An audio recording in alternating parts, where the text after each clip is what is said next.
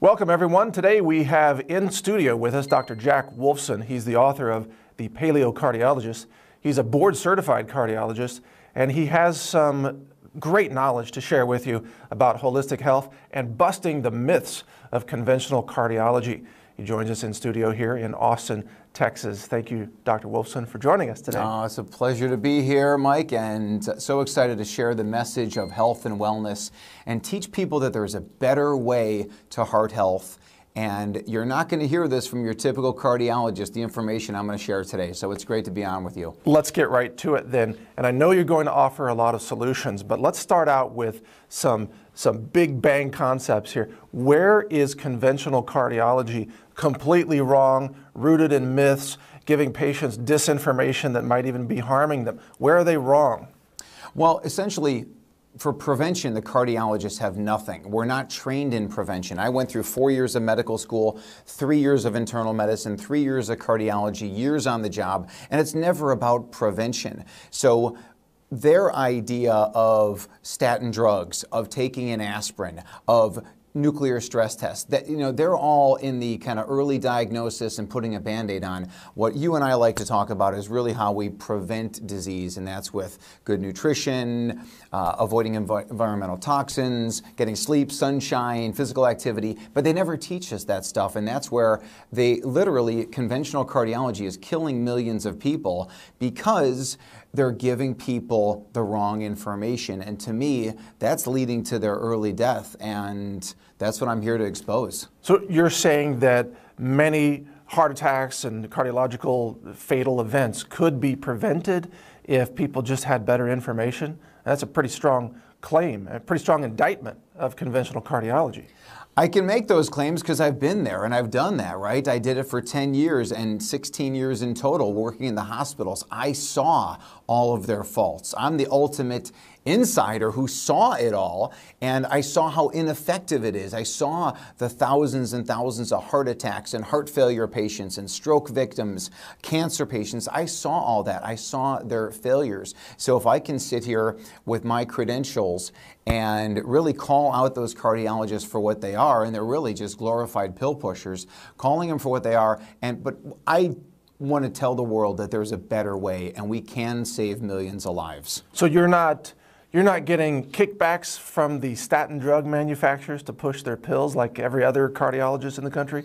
I am definitely not sponsored by any pharmaceutical company. In fact, when I get up and I speak in front of groups of people and different conventions and different societies, and I'm telling these people, that's one of my early disclaimers, is to say, I'm not sponsored by any pharmaceutical company, as most of the other speakers are, of course, in the cardiology space. And my father was a cardiologist, and he received lots of money from Big Pharma. We used to take trips all around the world. We took a full family vacation for 10 days to Hawaii, and it was on pharmaceutical dime, and we ate, and we golfed, and we relaxed in the spa. We did all these things, and airfare, everything was all paid for. That's fascinating that you got to experience as a child, I would guess, some of the luxury lifestyle that doctors get from drug companies, essentially bribing them, paying for these vacations, and I've seen that as well. And yet, for some reason, you rejected it. Why? Why is that? I mean, wouldn't it be easier to just go with the flow, do what the American Heart Association recommends, take the money, take the vacations, push pills to the patients? No one would attack you, you'd be fine. Why not go for that? Well, I think there's a lot of there's a lot of doctors that are really staying in that space. They understand what you have on naturalnews.com. They understand what I'm doing. They understand my book, but they don't want to listen to it, because I've had cardiologists that have called me and said, we love your book. We love your message. We love everything that you're doing. Just don't ever mention my name regarding that. Because you're right, it's a money factory. They are making millions of dollars, whether it's from Big Pharma or it's from insurance money, and including Medicare dollars, that is just a never-ending cash supply for these cardiologists. And if they stay focused and programmed into what they're doing, they can make a very nice income drive nice cars, live in a nice house, wear nice clothes, all those things. And if you think about breaking out of that mold, you're risking it all. And for those people that have a couple $100,000 plus in debt from medical school, it's hard to say, wow, that was all wrong. That medical paradigm is wrong. It's the sick model. I'm going to go find the wellness model. Well, now you got to come up with a way to pay your bills. And for a lot of cardiologists, they're just not going to do it. So in essence, you admit that you could be a lot wealthier probably. I don't know your financial situation, it's none of my business, but you could probably earn millions of dollars a year if you would go in and push the pills and get the money for giving the speeches paid by Big Pharma. And just go with the flow. You could make a lot more money, I would imagine, right? No doubt, no doubt. And it's easy money. It's guaranteed money. So now I open up a holistic cardiology practice in Arizona. What's the website for that practice? Thedoctorswolfson.com, THEDRS Wolfson.com. So if people, I opened up that practice and it was a lot different. Now you become a business person because, right, you're managing employees, you're doing all these things, and you rely on new patients coming in for income. When you're in the old cardiology model, of which I was a senior partner in the largest group in Arizona, it's just every month you get that big, fat paycheck into your account, and you never have to worry. All you have to do is see patients. You don't have to worry about the billing. Everything's handled for you. You just go in there, you see patients, you submit your charges for that patient, and next thing you know, you got, a seven-figure income coming in, and most cardiologists are not going to do anything different. They're plugged in that model, and they're not willing to hear this other message. Well, I want to ask you more about your personal background in a little bit. To those watching this is an interview with Dr. Jack Wolfson. He's the author of this book, The Paleo Cardiologist, and he's got a practice in Phoenix, Arizona. What part of Phoenix really is it? The office is in Paradise Valley. So if you know the Phoenix area, right, it's Paradise Valley, Scottsdale, Phoenix. It's all kind of tied in there. We're about 20 minutes away from the airport, and about 50% of my patients come from out of state, because when you're a holistic cardiologist and you know what I know and talk the way I talk and live the way I talk, you get people coming from all over the world, and there's not much in the way of competition. So there's not many people, unfortunately, that you can go to in your local area. So if you want the best, I tell people to come out to Arizona. You look really healthy yourself, by the way. In person, you're healthy, you're energetic, you have good posture and everything. So if people can't see that on camera, I'm saying it. Well, thank you, Mike. My wife is a doctor of chiropractic. So I get adjusted from her, I get adjusted from other chiropractors. I really feel that the doctor of chiropractic is uniquely positioned to be the primary care provider, the go-to person for all things health and wellness. Because if you go to see your garden variety MD, you're just going to get antibiotics, you're going to get pain pills, you're going to get Band-Aid cover-up approach. When you go to see a doctor of chiropractic, you're going to get adjusted, you're going to get the message of health and wellness, and I think if you follow that, you're going to do extremely well. So, and listen, I mean, we talk the talk and walk the walk, and we all have to do that, and that's how we're going to make the world a better place. I completely agree. I know several chiropractors, and we talk nutrition, and we talk lab tests and so on. They know more about nutrition than a typical MD. For sure. I mean, we got zero nutrition training in medical school. Yeah. Residency, fellowship, we only talked about pills. We only talked about procedures, stress tests, cardiac ultrasounds, MRI, CT scans, angiograms. That's what we talked about. We never really had any interest. And what's scary is that I've got 300 references in my book to back up what I say. So I've got all these MDs and PhDs that wrote the original literature, and I quote them in my book. But when we go through this in training, we never really discuss these issues. We never discuss, heavy metal toxicity and cardiovascular disease, boring. We never talk about, here's an article about leaky gut and heart disease. Who cares about that? We don't talk about those things. And the chiropractor, they get a lot of that training. Now, not every chiropractor is perfect, not just like every MD is not. So you do have to, seek out the best, and really, you also go interview people.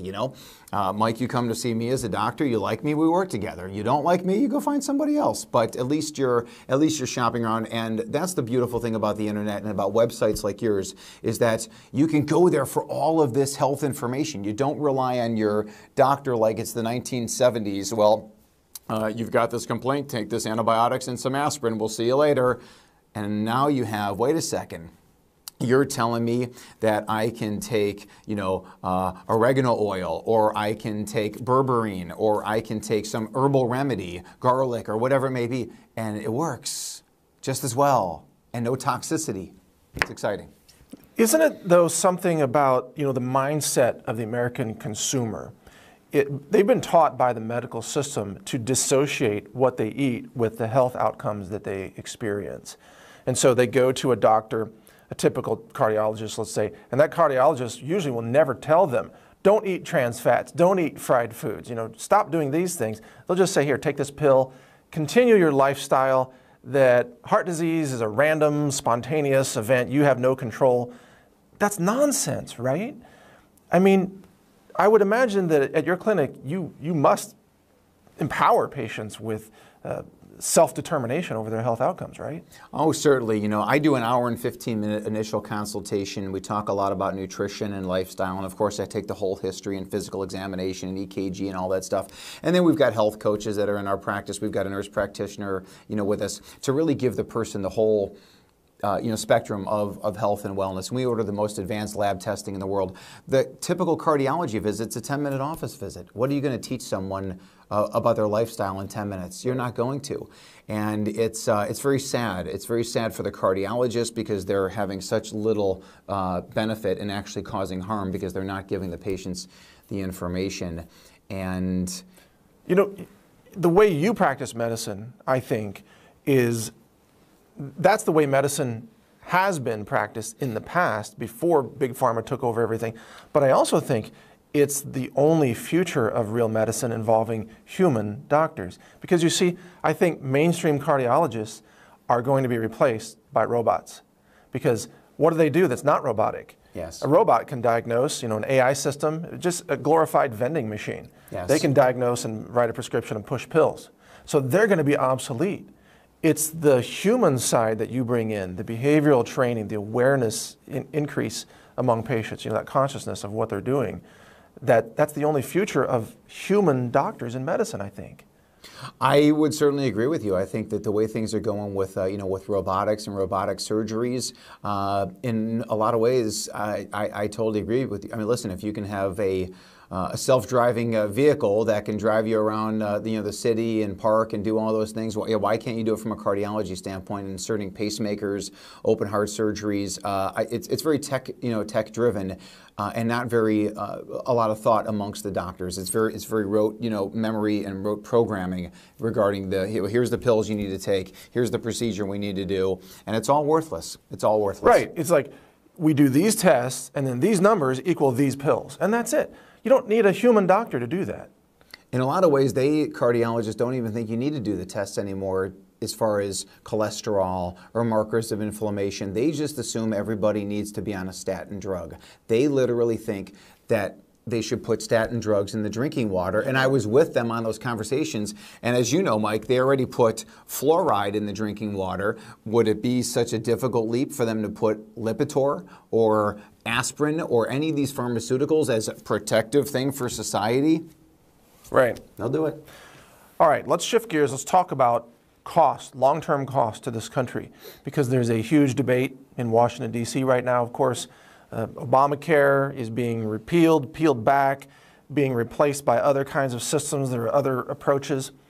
I've said on the record, and I want to get your reaction to this and your opinion, that you can't solve the health cost problem just by changing who pays for the disease. You have to show people how to get healthy and how to prevent disease. Where are we actually headed in our country if we don't change the system and if we just keep relying on a pharmaceutical pill-popping approach? I mean, can this country even afford that model for very much longer? No, it definitely can't. The national debt, where it is, and the budget deficits and all these things, all the money that's being spent on the sick care, that's just not sustainable. Think about the new class of cardiology drugs. They're called PCSK9 inhibitors. They're for cholesterol reduction. And they dramatically work, and they're $15,000 a year. Who's going to pay for that? And then a study comes out in the spring of 2017 in the New England Journal of Medicine, one of the biggest journals in the world, saying the drug doesn't save lives. So who's going to pay $15,000 a year for a drug that doesn't save lives? Yet it's estimated it is a $250 billion a year industry. Who's going to come up with the $250 billion for a drug that doesn't save lives? But if the government is dictated to by pharmaceutical companies and insurance companies, and everybody's in bed together, I mean, it can only come from the taxpayer, is who's going to pay that. To me personally, if you ask my opinion of where healthcare should go, I think it's cash. I think it's a cash model, that you scrap insurance, maybe have a catastrophic plan, but make it just like you're shopping for a doctor like you'd shop for a car or a bicycle or a house. You find someone and you say, what are your fees? And I say, my fee is $100. And you say, well, the guy down the street's $50. Okay, well then go see the guy down the street, or pay me because I'm better, or let's negotiate. This is how it should be. And then I think when people actually have their own dollars at risk, there's accountability. They start to take care of themselves. They're like, wait a second, I don't want to wind up in the hospital with a heart attack and a $10,000 bill. How can I prevent it? Right. Well, wait a second, the drugs don't work. Let's talk about nutrition. Let's talk about sleep and physical activity and getting adjusted and getting sunshine. There's a much better way that I think that's still, now this may be a pipe dream in the sky for this to happen, but I think, and that's just how it was in the old days, right? You came to see me and you said, hey, listen, I've got this lump on the back of my neck here. What should I do about it? And I'm like, well, okay, what do you got to pay me with? And you say, well, I got this chicken here. Take this whole chicken, right? And that was our transaction. That's how it worked for thousands of years, and I think that's the way. Yeah, we have the problem of the third-party payer system now. The patient isn't aware of the costs of treatment. They have no idea usually because it's billed to somebody else, the government or a private insurance company. So the patients don't price shop, and they don't look for doctors that get results. They just want coverage, whatever that means. In the minds of most Americans, coverage just means somebody else pays for my health problem. And of course, there's 80% waste and inefficiency and incompetence throughout that system. There are entire careers in America today where people just sit around and all they do is code medical classes for reimbursement, right? That's a career now, which is insane. Yeah, there's so much waste and inefficiency in that system. I mean, obviously, I came from the big practice, and there were about 40 providers, and there may have been another few hundred employees on top of the doctors. And yeah, and half of that was people trying to bill the insurance companies and recoup the money from the insurance companies. It is all a very strategic, system. Totally money-driven, totally financially driven, and that's why doctors are in such a rush to see as many patients as possible and try and collect as many checks, as possible. And it's horrible. It's a horrible, horrible system, and it's the patients that are suffering. And yeah, there's just no way this model's sustainable, and we realize that now. There's even, by the way, there's a hybrid approach that I covered a few years ago on National News, which is a voucher system, where let's say the poorest Americans, instead of them having to pay out of pocket, it's kind of a semi-socialized medicine but patient choice system, where the government would give them vouchers, kind of like food stamps but medical debit cards, but then the patient has to shop around. And how do they spend their $300 a month or whatever they get in a voucher? How do they spend that wisely?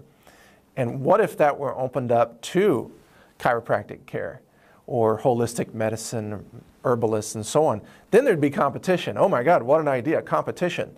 And then, doctors, conventional doctors would have to actually start producing results for lower costs. Yeah, they'll fade away very quickly, the typical pill pusher, because they're not successful. Patients feel worse. They're not getting good outcomes. And when you go into the holistic space, you meet all these different people that are 50, 60, 70, 80 years of age that take no pharmaceuticals. And then someone else who's plugged into the medical system, they're on 10 drugs. Clearly there's a difference in the way that people are living and the outcomes they're getting. And when you step outside of that model and you go into the holistic side, you just see such amazing results where people feel great and people are miserable on the other side, and it's broken. It's interesting you say that, because the conventional view is that drugs are the only thing that works, and that all holistic medicine is hogwash according to, the status quo. But yet what you're seeing in your practice, and I imagine you probably see maybe thousands of patients a year, something like that, you're seeing exactly the opposite. Isn't that fascinating? It's fascinating, it's enlightening, it's very empowering for me as a cardiologist, because once again, I saw the other side. I saw the sickness, I saw the pharmaceuticals that don't work. And then you open up a book and you actually see that, wait a second, that vitamins work, minerals work, things like blood pressure. It's not from a deficiency in blood pressure drugs. It's actually from a deficiency in what the body needs. So if you take things for blood pressure like beetroot powder, like L-arginine, citrulline, taurine. If you eat lots of spices, rosemary, thyme, oregano, those are where pharmaceuticals came from. You can do so much with food. The power of the sun to control blood pressure, to give you energy, to make you feel better, to make your mood better, to embrace that sunshine, and how sun actually reduces cancer risk. Why wouldn't it? Because we've been in it for millions of years. The power of sleep, physical activity, getting outside and gardening and walking, and there's so many different things that we can do. We just don't need the pills. And as I say about the statin drugs, if I say that the statins are killing millions of people, it's because statins, according to their data, reduce your risk from here to here, according to their data. But what we want to do with our informational sources is reduce your risk down to zero. And we know they're failing. They can't do that. So if they don't provide the information necessary to get you down to zero risk, then I think you're killing millions of people. That's why I make that statement. And there are also, of course, very devastating side effects associated with statin drugs that, afflict maybe tens of millions of people. And what we often find with the pharmaceutical industry is that they will highlight some very, very minor statistical improvement of a single biomarker, such as LDL cholesterol or whatever, but then they'll ignore this huge swath of all of these toxic side effects that increase risk of death. We've seen this time and time again. Drugs like Resolin, a diabetes drug that got pulled off the market after destroying the livers of, 100,000 patients and so on.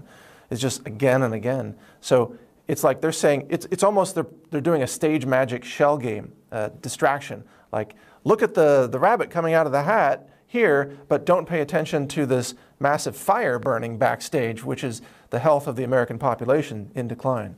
Yeah, I totally agree. When it comes to, the statin drugs and some of these other drugs that have, they all have side effects, right? The drug is just a chemical, and it goes into the body, and it doesn't know what it's supposed to do. It just goes into the body and does stuff.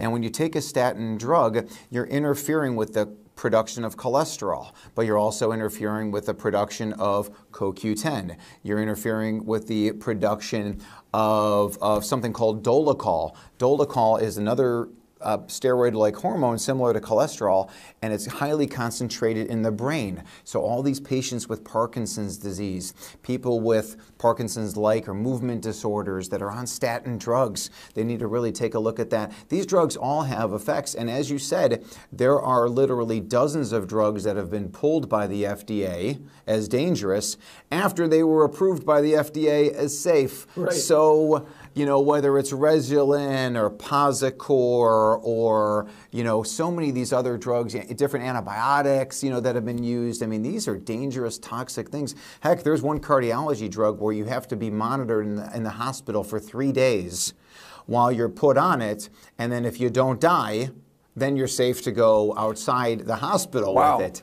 So and maybe that person, all they needed was magnesium or potassium or omega-3 fish oil, or remove gluten from their diet, or get more sunshine, or get adjusted, or get more sleep, back off caffeine. There's so many different things that should be addressed before we reach for any dangerous pharmaceutical? That's a good question for you. What have you actually seen yourself in your clinic when people start taking those low-cost, simple, natural supplements like magnesium, you mentioned omega-3 oils, I mean just those two alone, or maybe supplemental CoQ10 for example.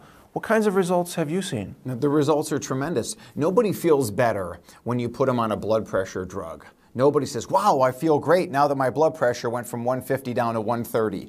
Nobody says they feel better on a statin drug. Nobody says they feel better on most of these pharmaceuticals. But yet when you plug them into the natural stuff, when you talk about the diet and lifestyle type things and you use evidence-based supplements, when you use these things, you get tremendous results and people feel great. They're losing weight. They're getting their energy back. We affectionately call our beetroot powder, it's a product called Heartbeat, but its nickname is the boner juice. People feel good when you give them the boner juice. They're not, erectile dysfunction is not a deficiency in Viagra, the little blue pill. It's a deficiency in things that make nitric oxide, such as beets. So give the person beets, let them do it naturally, and they get great results without the side effects. One of the chemical constituents in that is what's called betaine, or how do you pronounce it? Well, there's betaine that's in there that does tremendous as far as mental well-being, the processing of neurotransmitters. There's something else in there called, and also betaine can be useful for digestion, methylation, so many different things. There's another thing in there that they named betalains. And betalains are natural COX-2 inhibitors. They're like natural ibuprofen, like natural aspirins. And fundamentally, you're giving the body, again, what it needs. It's deficient in those nutrients. It's not deficient in the pharmaceuticals, of course. Because our bodies, our ancestry and the history of humans, of the human species, I mean, we co-evolved with a world of food, not a world of isolated pharmacological chemicals. I mean, there's no natural biocompatibility with Big Pharma's chemicals. I mean, that's a basic scientific concept right there. We've evolved on this planet for millions and millions of years. Our genetics are perfect. They're perfect because that's just survival of the fittest. That's how we got here. So you and I are able to have this conversation as we have right now. We can see each other and we can hear and smell and taste and feel and all the things, run and jump and bike and all the things we can do. Where do pharmaceuticals fit into that miracle of how we got here? Like you said, it's about the food. It's about living that lifestyle, what I call the paleo lifestyle. If we can live the lifestyle as much as we can in the 21st century, live that lifestyle of our ancestors, we'll do tremendous. We'll do absolutely tremendous. And pharmaceuticals don't fit in that model. Pharmaceuticals and, of course, the procedures have a role in emergency situations. Sure. But when it comes to prevention, once again, the medical doctors have nothing. So, last question for you on this segment here. How can people find out about your clinic if they want to come to you as a patient, let's say? Or do you offer consulting, phone consulting? How can people benefit from your knowledge? Well, for one thing, they can go to our website, thedoctorswolfson.com, and we've got a lot of information on there. The book, of course, is a tremendous resource because the book is over 200 pages, sourced with information, and just really about living the whole health and wellness lifestyle. And it's not just about heart health, because when you follow the plan that you and I talk about with the food and the lifestyle, you can prevent anything. You can prevent cancer, you can prevent diabetes, you can prevent thyroid disorders, brain disorders, heart disorders, whatever the medical community wants to label it as, we can prevent it by eating the right foods, living the right life, and that information is in my book as well. Well, thank you for joining us today, Dr. Wolfson. Thank you. It's been a lot of fun.